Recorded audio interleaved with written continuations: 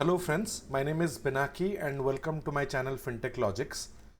Today we will discuss about buy now pay later, or in short BNPL. Now buy now pay later is also a kind of unsecured credit. I have created a video already on unsecured credit originations and servicing. So if you have not seen that, I'll give a link here and you can refer that.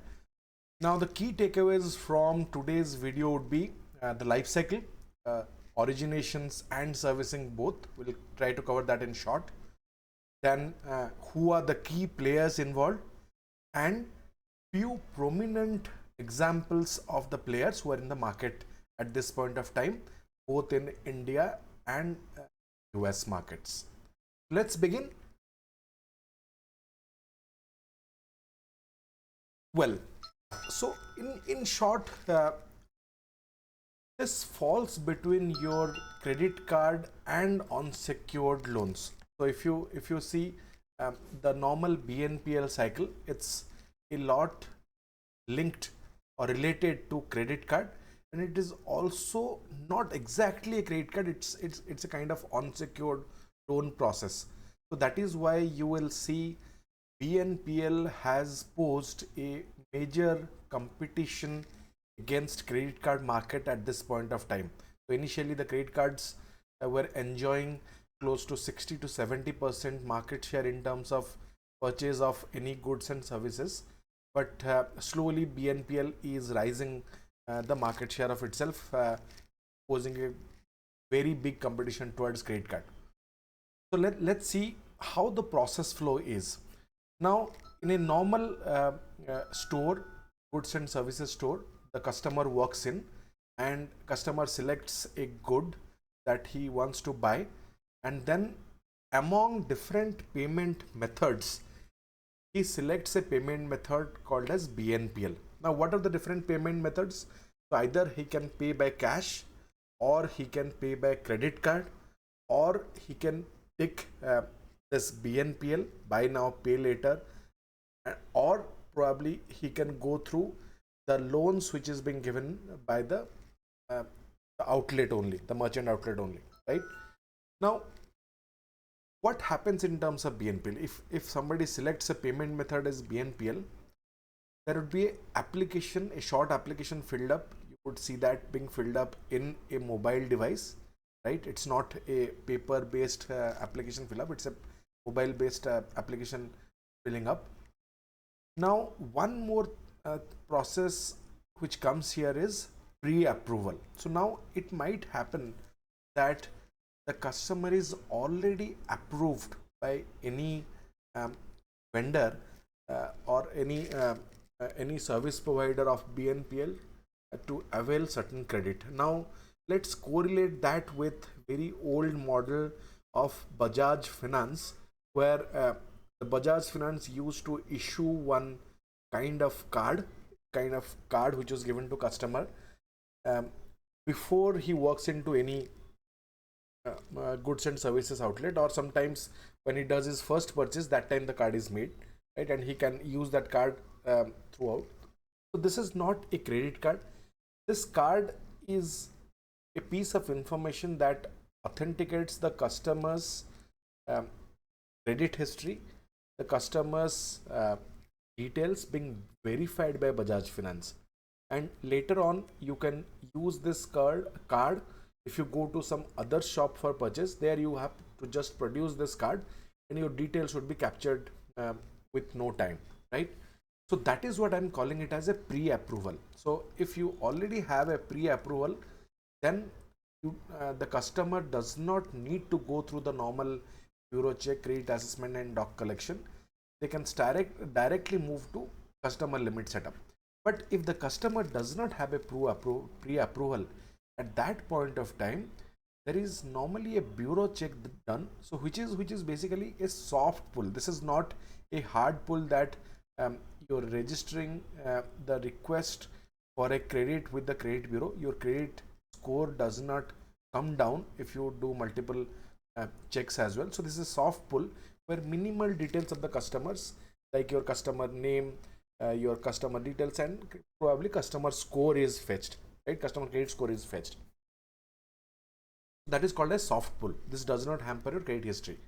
So soft pull is done, then your credit assessment is done, your doc collection is done. So this is again a digital, where using your PAN number or your Aadhaar card number, they can lot of documents can be fetched by the company. So once all this is done, we move towards creation of a customer and a limit setup. So customer has to be created because the limit has to be assigned at a customer level. So customer and limit setup is done. So if your customer is first time customer, limit first time limit would be given, and that would be utilized. If a customer is a second time customer and already there is a running loan, then as per that also the limit setup would be done. Once customer and limit setup is done, contract is created, purchase is being authorized by the third party company or Bajaj Finance, for example, and then we will move towards an account creation. So as the purchase is authorized, the goods and services would be handed over to customer, he can take it, and then we would enter into a phase of the normal loan servicing, so where with the amount that is disbursed, with that a loan account is created in the name of a customer. Now here, why I was calling it that this is in between your credit cards and unsecured loan. So a merchant settlement process also has to be done, so which is quite similar to a credit card interchange. If you remember, we have covered that in our earlier video. The difference is that here there are two fees which are normally prevalent. So one is processing fee, which is normally taken from the customer, and the second one is vendor fees. Now vendor fees can be 2% to 8% range, but still merchants prefer or accept BNPL because this definitely boosts their purchase or their sale. Now this is your merchants. So as per the vendor fees and all, that fees would be deducted and the rest amount is settled to a merchant. Now as the loan account is created, the normal loan process of interest accrual and all will go on. At the end of the month, there will be due processing. Now there happens some variation here. So if your normal installment numbers are less than or equal to 6, right? Many cases it is probably less than equal to 6. At that point of time, customer enjoys a interest free loan. So there would not be any additional interest. The only cost for him would be the processing fee that he would have paid, right? But if it is more than 6, then there would be some interest that would be accrued and the customer has to pay that. So because of this interest free behavior, customers are getting more and more pulled towards your BNPL than your normal credit card. Now the other process is basically same. So where your with the due generation, there would be a payment collection monthly from the customer.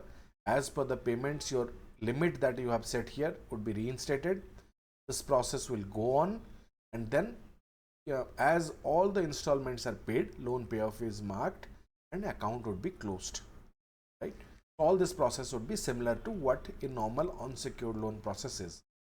Now here also we talk about the same additional processes like your account servicing, if any loan statement would be required, then any late payment or delinquency related things, and specifically merchant, because merchant is also involved. So merchant servicing related items are also covered here.